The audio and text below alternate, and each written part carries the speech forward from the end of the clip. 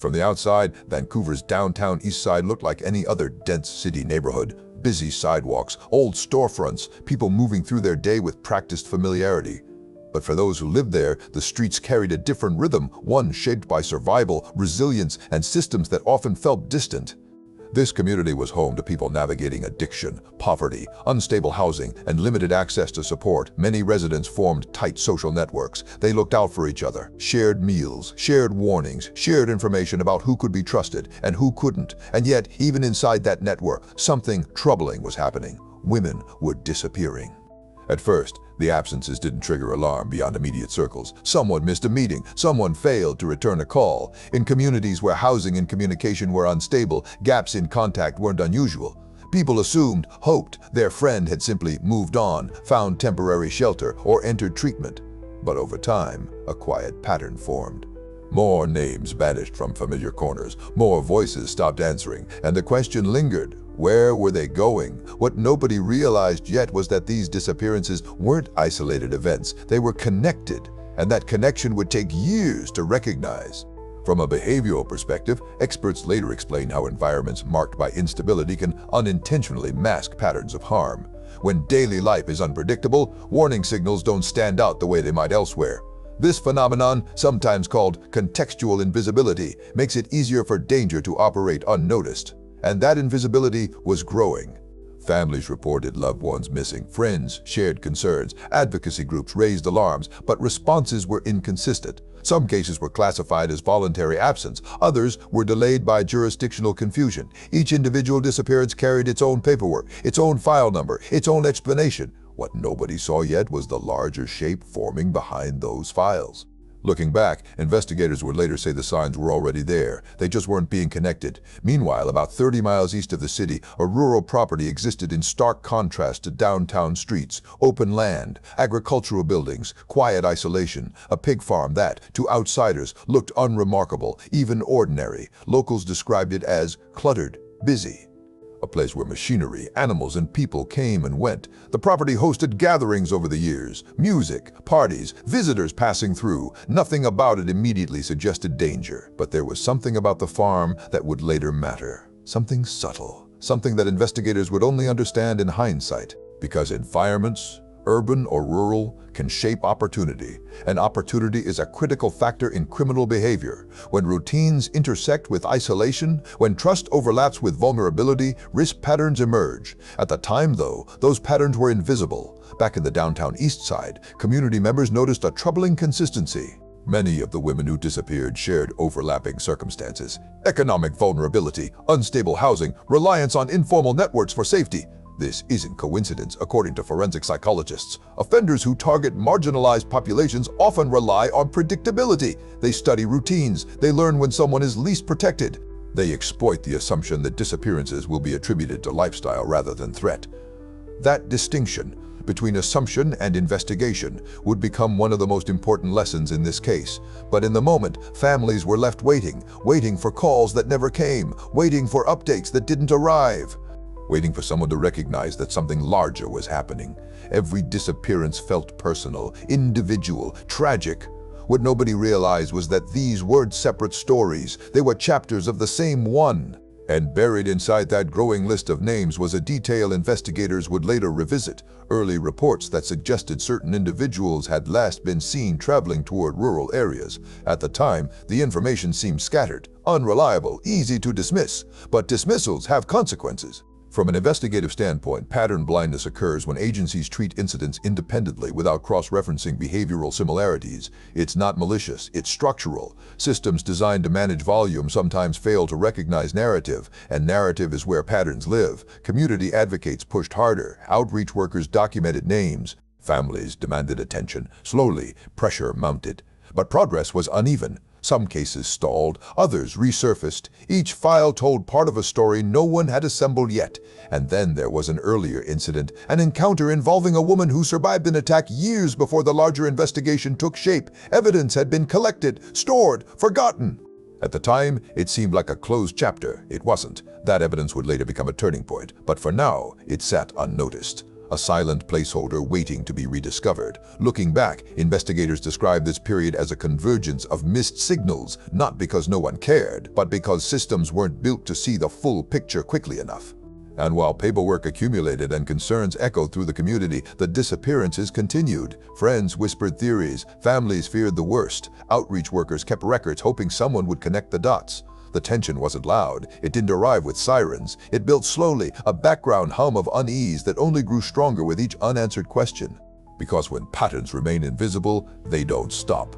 They escalate, and soon authorities would uncover evidence that forced them to look somewhere they had avoided for years, toward a rural property that, until then, had seemed unrelated to the city's growing crisis. That discovery would change everything. The first real crack in the story didn't come from a disappearance report. It came from a survivor. Years before the wider investigation gained momentum, a woman escaped an attack connected to a rural property outside Vancouver. She told authorities she had been restrained, threatened, and managed to fight her way free. Evidence was collected: clothing, personal items, physical traces that should have triggered a deeper forensic review. At the time, the incident was treated as a contained event, serious but isolated, and that assumption mattered, because investigative systems are built around categorization. One case becomes one file, one suspect becomes one entry. Unless someone actively links the narrative threads, those files sit side by side without speaking to each other. This is what forensic analysts later identified as compartmentalization risk, when critical information exists but isn't synthesized across cases. The survivor's report didn't disappear, it simply stopped moving. Evidence was stored, paperwork was archived, the moment passed. But it hadn't actually passed. Back in the Downtown Eastside, disappearances continued to accumulate. Outreach workers were keeping informal lists. Families were filing missing person reports. Community advocates were pressing for coordination. And still, the cases were treated as separate tragedies. What investigators didn't yet realize was that some of those tragedies were orbiting the same geographic thread. That detail would only surface later, and when it did, it reframed everything. The turning point began unexpectedly. In early 2002, authorities executed a search warrant on a rural property during an unrelated investigation involving prohibited weapons. The warrant wasn't connected to missing persons, it was procedural, routine. But routine investigations sometimes reveal extraordinary things. Officers moving through the property encountered items that raised immediate concern. Personal belongings, identification materials, objects inconsistent with the scope of the original warrant, nothing definitive yet, but enough to shift attention. From an investigative psychology standpoint, this moment represents a threshold event. When an inquiry transitions from isolated suspicion to pattern recognition, officers are trained to notice contextual anomalies, items that don't belong, details that demand a second look, and this property had details that didn't fit. The discovery triggered a secondary review. Detectives began cross-referencing names associated with recovered belongings. Some matched individuals reported missing from the Downtown Eastside. Suddenly, separate files began aligning. The quiet pattern from Chapter 1 was no longer theoretical, it was physical, and that changed the investigative posture immediately. Authorities expanded the scope of the warrant, surveillance increased. Forensic teams were brought in. The rural property transformed from a routine search site into a potential crime scene requiring meticulous documentation. This is where earlier callbacks began to activate. Remember the stored evidence from the survivor's case, the material that had sat untouched. Investigators reopened it. Modern forensic testing techniques, unavailable or underused at the time of collection, were applied.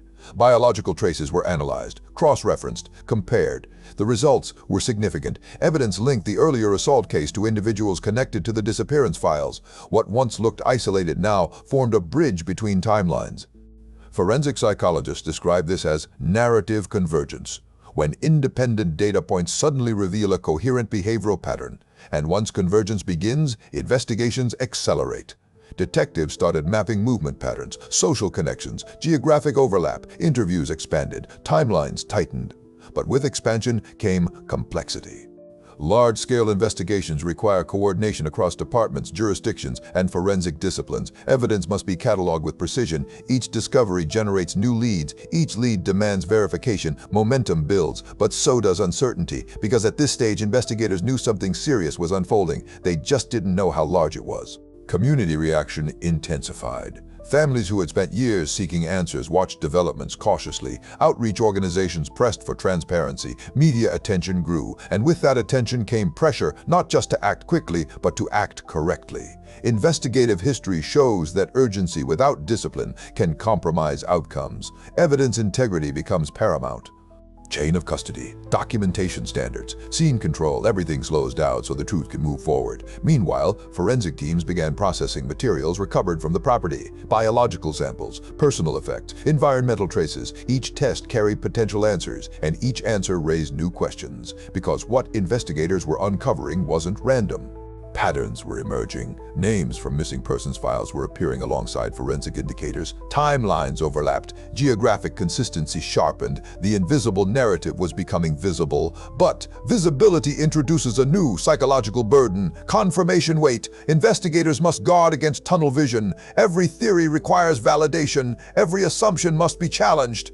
That discipline is what separates suspicion from proof. And proof was still forming. Families were informed cautiously. Authorities balanced disclosure with investigative necessity. The public learned fragments, enough to understand the seriousness, not enough to compromise evidence. Behind the scenes, analysts were reconstructing years of data. Interviews were re-examined. Archived reports resurfaced. And that earlier survivor case, once treated as a closed chapter, now stood as a critical gateway, a moment that should have accelerated action years earlier. From an educational perspective, this phase highlights a core investigative lesson. Missed connections are rarely about indifference, they're about structure. Systems built to manage individual incidents sometimes struggle with pattern detection until evidence forces integration, and that integration was happening now. What began as a weapons inquiry had evolved into a full-scale forensic operation, one that would soon become one of the most complex criminal investigations in Canadian history. Investigators knew they were approaching something significant. They just didn't yet understand its scale. And what they would uncover next would transform the case entirely, revealing a scope that demanded national attention and redefining how authorities approach disappearances in vulnerable communities. The real magnitude of the investigation was about to come into focus. Once investigators expanded their search of the rural property, the tone of the case changed completely. This was no longer a suspicious location tied to scattered evidence. It had become the focal point of a coordinated forensic operation, one that required patience, precision, and months of disciplined analysis. Large crime scene investigations follow a strict hierarchy. Every inch must be documented, every item cataloged. Nothing moves without a chain of custody. When the scale grows, so does the margin for error. And the scale here was unlike anything most of the responding officers had seen. Forensic teams established controlled zones across the property. Soil samples were taken. Structures were examined methodically. Specialists rotated in shifts, ensuring evidence processing remained consistent and uncontaminated. This wasn't dramatic police work, it was slow science. And slow science is where truth lives. Within weeks, analysts began identifying biological material that aligned with individuals reported missing from the Downtown Eastside. Names that had once existed only in files were now connected to physical evidence. The pattern planted earlier, disappearances treated as isolated, was no longer theoretical. It was measurable. This marked the first major callback payoff. Remember the community concerns that had seemed fragmented? Investigators were now seeing those fragments assemble into a coherent forensic narrative. From a behavioral standpoint, this stage represents confirmation stabilization. When suspicion transitions into evidentiary certainty, investigators must remain disciplined here. Emotional reactions are set aside. Every finding requires verification, because once conclusions are announced, they cannot be walked back, and the findings were growing. More samples, more matches, more timelines aligning. Forensic psychologists later explained that serial behavioral patterns often leave subtle environmental traces long before they are recognized as connected events. When those traces are finally analyzed collectively, the behavioral signature becomes unmistakable. That unmistakability was forming. Meanwhile, detectives expanded interviews across multiple communities. Associates, witnesses, former visitors to the property, anyone connected to the timeline was re-examined. Statements once considered minor were revisited with new context, and context changes meaning. A detail dismissed years earlier might now hold critical relevance. Investigators cross-referenced travel routes, social circles, and last known sightings. Geographic profiling tools were applied to disappearance data. The overlap was striking. The rural property was no longer peripheral. It sat at the center of the emerging map. This paid off the second callback the geographic thread hinted at earlier. What once appeared coincidental now revealed structured behavioral movement. Patterns rarely shout. They whisper until someone listens closely enough, and investigators were listening now. But breakthroughs introduce a new challenge: scale management. Processing a large volume of forensic material requires logistical coordination. Laboratories must prioritize samples. Analysts must maintain objectivity. Every discovery generates follow-up work. Momentum builds, but caution must remain constant, because premature conclusions can damage cases that rely on precision. Community tension rose alongside investigative progress. Families followed developments closely, balancing hope with guarded expectation. Outreach advocates continued pushing for transparency, emphasizing that every confirmed identity represented a life, not just evidence. That reminder mattered. Investigations risk becoming procedural unless anchored to human reality. Maintaining that balance is essential, especially in cases involving vulnerable populations. Meanwhile, analysts returned to the earlier survivor case, the evidence once stored and overlooked. With modern forensic tools, investigators confirmed links that bridged timelines directly to the rural property. This was the third callback payoff. What had once been categorized as an isolated assault now stood as an early warning signal that, if integrated sooner, might have changed the trajectory of the investigation. From an educational standpoint, this moment underscores a key lesson: evidence does not expire. Its meaning evolves as technology and context advance, and in this case, evolution revealed scale. Authorities began coordinating with national agencies. The investigation's complexity demanded broader expertise. HOTS! Behavioral analysts constructed offender profiles based on emerging patterns, opportunity exploitation, victim targeting consistency, and environmental familiarity. These profiles helped investigators understand not just what happened, but how. And understanding behavior is critical for prevention, not just prosecution. As forensic confirmation mounted, the narrative solidified. Disappearances once attributed to instability were now connected through demonstrable evidence. Families received updates with increasing clarity. The public began to grasp the magnitude of the investigation. But investigators weren't finished. Because confirmation is only one stage, legal proof requires airtight documentation, every chain of custody verified. Every forensic conclusion peer-reviewed, every timeline reconstructed. This is where cases are won or lost. Detectives worked deliberately, interviews were corroborated, physical evidence contextualized, analytical reports compiled into prosecutable frameworks. Behind the scenes, the case was transitioning from investigation to legal strategy. And that transition carries its own tension. Because the courtroom demands a different kind of precision, one measured not in suspicion, but in demonstrable fact. By now, the scale of the operation had transformed the investigation into a national focal point. It exposed systemic weaknesses, prompted policy discussions, and raised questions about how vulnerable communities are protected. But the most consequential revelations were still ahead, because when the case moved into the courtroom, testimony and evidence would force institutions and the public to confront not only what happened, but why warning signs had gone unrecognized for so long. And that confrontation would reshape policing conversations across the country. The investigation had uncovered truth. Now the justice system would test it. What happened next would extend far beyond verdicts, revealing institutional lessons that would influence policy, accountability, and how disappearances are handled moving forward. The courtroom was about to change the conversation entirely. When the case entered the courtroom, the investigation shifted from discovery to demonstration. Everything investigators had built, forensic findings, timelines, behavioral analysis, now had to withstand legal scrutiny. Courtrooms don't operate on suspicion, they operate on proof. Every conclusion must be supported by evidence that can be explained, verified, and challenged. This phase wasn't about speed, it was about certainty. Prosecutors presented a structured narrative built from years of forensic work. Biological evidence connected individuals reported missing to materials recovered during the property search. Documentation showed how investigative threads converged. Expert witnesses translated complex laboratory findings into language a jury could understand. The goal wasn't dramatization, it was clarity. Legal proceedings demand restraint. Emotional weight is present, but decisions hinge on fact. Families attended hearings knowing each piece of evidence represented a chapter in a much larger story, one they had been living for years. When the verdict arrived, it marked a formal recognition of responsibility within the limits of what could be legally demonstrated. But for many observers, the trial represented something larger than a legal outcome. It was a reckoning, not only with individual actions, but with systemic gaps that allowed warning signs to go unconnected for so long. From a psychological standpoint, experts later described the behavioral pattern involved as opportunistic predation. Offenders operating in this framework do not rely solely on secrecy. They rely on invisibility, choosing environments where vulnerability is high and institutional attention is inconsistent. This isn't randomness, it's behavioral calculation. Understanding that distinction matters because it shifts prevention strategy. Protection isn't only about responding to crimes after they occur.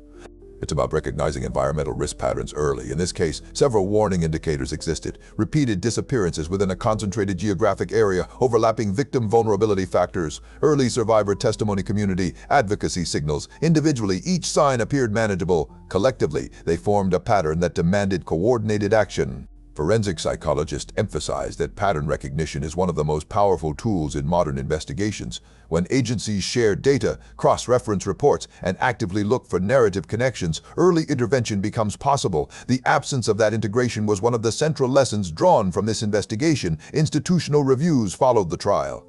Law enforcement agencies examined communication protocols, missing persons classification standards, and cross-jurisdiction collaboration procedures. These reviews weren't symbolic. They resulted in policy adjustments aimed at preventing similar blind spots. Training programs expanded emphasis on vulnerability-based investigations. Analysts were encouraged to evaluate clusters of disappearances collectively rather than individually. Outreach coordination with community organizations improved. These changes reflect an important principle. Investigations do not end with verdicts, they continue through reform. Families of those who disappeared became advocates for awareness and accountability.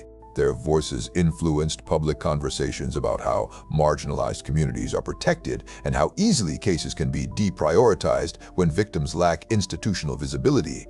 This legacy matters because justice is not measured solely by convictions, it's measured by what systems learn afterward. From an educational perspective, this case highlights several enduring lessons. First, vulnerability increases exposure to harm when protective systems are inconsistent. Prevention requires recognizing social conditions that elevate risk.